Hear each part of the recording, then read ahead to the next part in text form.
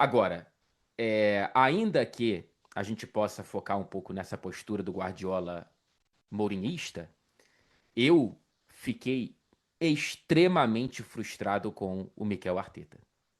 Assim, ontem pra mim, o que Mas o pela Arteta escalação fez, inicial? pela É. escalação inicial, assim, é um absurdo o que ele fez. É indesculpável, é inexplicável, assim. O que ele fez ontem explica por que o Arsenal talvez mais uma vez não consiga grandes títulos. Porque talvez o Arteta seja o treinador de reconstrução e não de finalização de uma obra.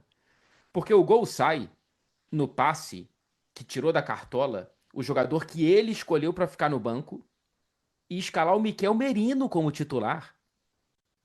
Gente, contra o City, em Londres, sabendo da carga psicológica que o Arsenal Uhum. precisa nesses jogos ganhar, e como fez o 5-1, né? Contra o próprio City, em Londres, em janeiro, ele começa com 3 volantes. Então, bicho, eu até agora tô muito frustrado com essa opção do Mikel Arteta. O que ele fez no Perdeu a intervalo, paciência? perdi a paciência. Perdi a É. paciência. Soltei a mão. Vamos ver se ele se estende mais uma vez pra gente ficar de mãos dadas. Não tem É, como tirar, não tem como tirar o É assim, o passe é fantástico, né? É que a finalização do Martinella, do Martinelli, ele tira um pouco talvez a genialidade do Eze, porque fica uma finalização ainda mais bonita que o passe. Agora, eu concordo com o Fred, assim. E eu acho, tá, Fred? Eu tenho a impressão de que essa temporada o Arteta será cobrado como gente grande. Sim. Acabou essa história da reconstrução, de ser um café com leite, de tentar implementar o seu estilo, de não ter o contratado que queria, de, sabe, não ter o jogador para determinada posição. Acabou essa história. Agora ele precisa ser cobrado por títulos. Segundo lugar, já ficou pequeno para tudo que o Arsenal deu ao Arteta e para tudo que ele uhum. tem nas mãos.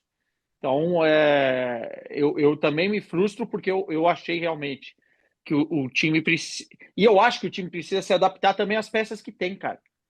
Uhum. E aí eu acho que é o grande desafio do Arteta. Porque não adianta você contratar o Eze, ou o Gyökeres, o fulano, o ciclano, e você não entender que esses caras têm uma dinâmica diferente. Talvez você precise de um ajuste, ou fino, ou um pouco maior, para que esses caras rendam em alto nível. Assim. Me dá um pouco de aflição, especialmente com o Gyökeres, porque eu via como ele era utilizado aqui em Portugal, e vai ficar muito difícil se ele continuar sendo utilizado dessa forma. Também tem erros do próprio Gyökeres, que não, ontem não foi bem. Eu acho que tem uma estatística que contra o Liverpool, contra o City, contra outro time, ele não chutou uma bola no gol. Acho que com o Manchester United, não Contra o sei. United. É. É, Nos 3 grandes é. jogos ele desapareceu. Ele deu uma sumida. Isso também tem culpa dele. Mas também o time não joga uma outra coisa e não explora tão bem o Gyökeres, tá? Aí sendo prático, muitas vezes o processo de construção é lento, a manutenção da posse de bola é mais importante do que uma transição, e não é assim que você explora a melhor forma do Gyökeres. Então, não estou falando do Gyökeres, mas falo de outros, né? E o Eze no banco, para mim, mostra que realmente a escalação já saiu errado. E o que começa errado, dá errado. Ô, Tati, tem mensagem no chat aqui. O Isaac Souza diz: se eu fosse o Martinelli, depois do gol, eu ia meter uma marra danada na comemoração. O Martinelli, ele não estava nem na expectativa de jogar, porque quem começou de titular foi o Trossard, né? O Eze fica no banco e o Martinelli também no banco. Ele vinha de ser o Player of the Match na estreia da Champions, jogou muito vindo do banco também contra o Bilbao, resolvendo o jogo, fazendo gol e dando assistência.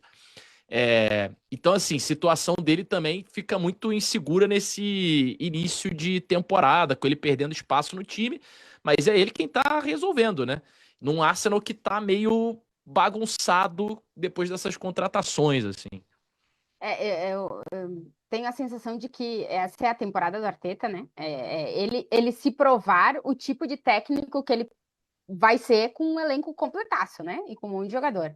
E a questão do Martinelli, eu acho que entra um pouco nessa conta de, cara, o jogador vinha de fazer o jogo que fez e contra o Atlético Bilbao e dar a vitória ao Arsenal. E aí no jogo seguinte, banco de novo. Aí ele entra, volta e entrega de novo. Aí no jogo seguinte ele vai ser banco de novo. Porque o Arteta me dá a sensação de que até essa temporada ele tinha recursos limitados, né? Ele sempre tinha um monte de gente no departamento médico e um monte de posição dentro do campo que ele não tinha peças para colocar. Então ele ia adaptando, ele ia meio que dando a volta, ele ia olhando o que eu posso fazer com o que eu tenho e tal. Agora ele tem um baralho cheio. E ele vai ter que começar a administrar as cartas que ele tem.